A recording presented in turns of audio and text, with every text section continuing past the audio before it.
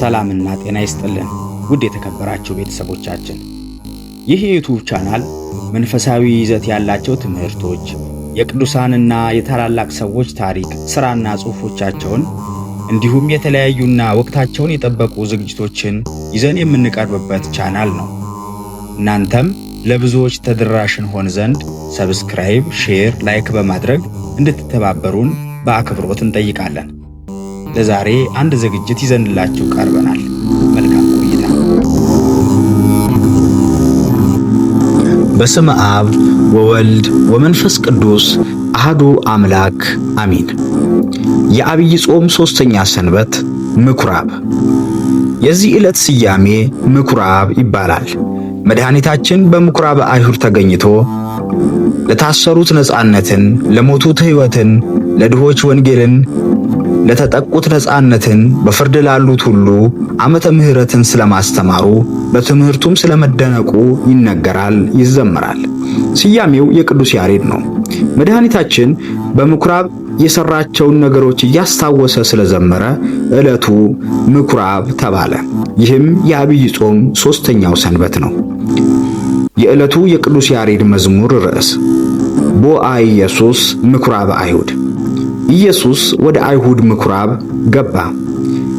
በቅዳሴ ሰዓት የሚነበቡ የመጽሐፍ ቅዱስ ክፍሎች፣ አንደኛ ቆላስይስ ምዕራፍ 2 ቁጥር 16 እስከ ፍጻሜ ሰራይ ዲያቆን የሚያነበው። ሁለተኛ ያዕቆብ መልእክት ምዕራፍ 2 ቁጥር 14 እስከ ፍጻሜ ንፍቀ ዲያቆን የሚያነበው ነው። ሶስተኛ የሐዋርያት ሥራ ምዕራፍ 10 ቁጥር 1 እስከ 9 ረዳቱ ካህን የሚያነበው። የዕለቱ ምስባክ እስመ ቅናተ ቤትከ በልዐኒ ትዕይርቶሙ ለእለ ይትዔየሩከ ወድቀ ላዕሌየ ወቀጻዕክዋ በጾም ለነፍስየ። የቤትህ ቅናት በልቶኛል፣ የሚሰድቡህም ስድብ በላይ ላይ ወደቀ። ነፍሴን በጾም አስመረርኋት። የዳዊት መዝሙር 88 ቁጥር 9። ትርጉም በቤተ መቅደስህ ገበያ አቁመውበት አይቼ የቀናሁት ቅናት እንደ እሳት አቃጠለኝ። አንተን በቤተ መቅደስህ ገበያ አድርገው እንደ ተገዳደሩ እኔም ገበያውን ብትፈታላቸው መኑ አብሃከ ትግበር ዘንተ፣ ይህንን እንድታደርግ ማን ሥልጣን ሰጠህ አሉኝ። የዮሐንስ ወንጌል ምዕራፍ 2 ቁጥር 8። እንዲሁም አንተን መና ከደመና አውርደ ብትመግባቸው ምንት ጣዕሙ ለዝመና ብለው እንደ ተገዳደሩህ እኔንም የሰው ልጅ ሥጋውን ካልበላችሁ ደሙን ካልጠጣችሁ የዘላለም ሕይወት የላችሁም ብላቸው እንበላው ዘንድ ሥጋውን ሊሰጠን እንዴት ይችላል ብለው ተፈታተኑኝ። ኦሪት ዘጸአት ምዕራፍ 16 ቁጥር 15። የዮሐንስ ወንጌል ምዕራፍ 6 ቁጥር 52። ሰውነቴን በጾም አደከምኋት። ጌታ 40 ቀን 40 ሌሊት ጾሟል። ኦሪት ዘጸአት ምዕራፍ 34 ቁጥር 28 እስከ ፍጻሜ። የማቴዎስ ወንጌል ምዕራፍ 4 ቁጥር 2 እስከ 6። ወንጌል የዮሐንስ ወንጌል ምዕራፍ 2 ቁጥር 12 እስከ ፍጻሜው። ቅዳሴም የጌታችን ቅዳሴ። የዕለቱ ትምህርት የቤትህ ቅናት በላኝ። ምኵራብ ከቤተ መቅደስ በብዙ ይለያል። ቤተ መቅደስ በብሉይ ኪዳን ከኢየሩሳሌም ውጪ አይሰራም ነበር። ምኵራብ ግን በየትኛውም ቦታ መሰራት ይችል ነበር። የሚሰራበትም ዓላማ ለሕገ ኦሪት መማሪያ፣ ቃለ እግዚአብሔር መንገሪያ ነበር። በዚህ ዕለት ቅዱስ ያሬድ በመዝሙሩ ጌታ በምኵራብ ገብቶ ስለማስተማሩ ዘምሯል።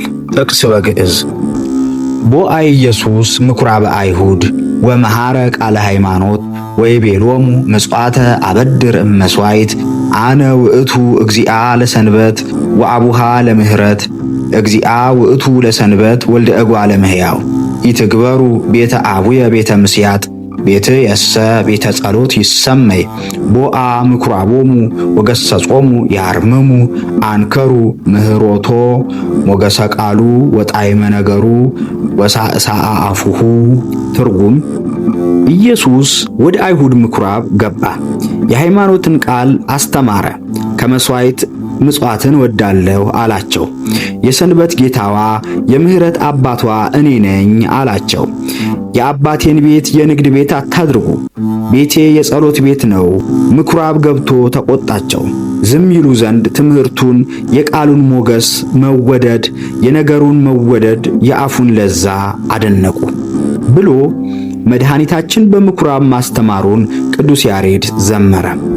ወንጌላዊው ማቴዎስም ኢየሱስም በምኵራቦቻቸው እያስተማረ የመንግሥትን ወንጌል እየሰበከ በሕዝቡ ያለውን ደዌና ሕማም ሁሉ እየፈወሰ በገሊላ ሁሉ ይዞር ነበር ብሎ ከቅዱስ ያሬድ ቀድሞ ተናገረ። አይሁድ ፊት ለፊት ለታይታ ለከንቱ ውዳሴ በሚቀመጡበት ምኵራብ ክርስቶስ የነጻነትን ወንጌል እንደሰበከ ወንጌላዊው ሉቃስም ኢየሱስም ወዳደገበት ወደ ናዝሬት መጣ። እንደ ልማዱም በሰንበት ቀን ወደ ምኵራብ ገባ፣ ሊያስተምርም ተነሳ። የነቢዩን የኢሳይያስን መጽሐፍ ሰጡት። መጽሐፉንም በተረተረ ጊዜ የጌታ መንፈስ በእኔ ላይ ነው፣ ለድሆች ወንጌልን ሰብክ ዘንድ ቀብቶኛልና፣ ለታሰሩትም መፈታትን፣ ለዕውሮችም ማየትን ሰብክ ዘንድ፣ የተጠቁትንም ነፃ አወጣ ዘንድ፣ የተወደደችውንም የጌታ ዓመት ሰብክ ዘንድ ልኮኛል ተብሎ የተጻፈውን ስፍራ አገኘ። መጽሐፉንም ጠቅልሎ ለአገልጋዬ ሰጠና ተቀመጠ። በምኵራብም የነበሩት ሁሉ ትኩር ብለው ይመለከቱት ነበር። እርሱም ዛሬ ይህ መጽሐፍ በጆሮአቸው ተፈጸመ ይላቸው ጀመር። ከአፉ የሚወጣው ከጸጋው ቃል የተነሳ እየተደነቁ ይህ የዮሴፍ ልጅ አይደለምን ይሉ ነበር ብሎ ጽፎልናል። የሉቃስ ወንጌል ምዕራፍ 4 ቁጥር 14 እስከ 23።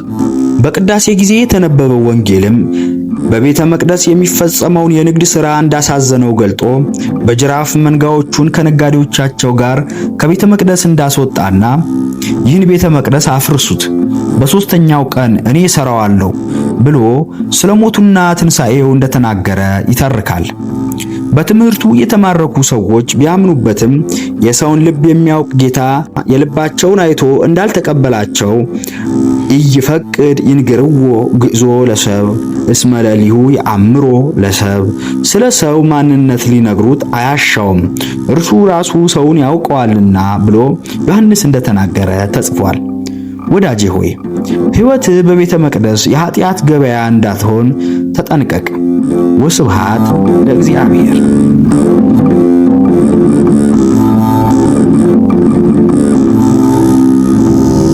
አብራችሁን ስለቆያችሁ እናመሰግናለን።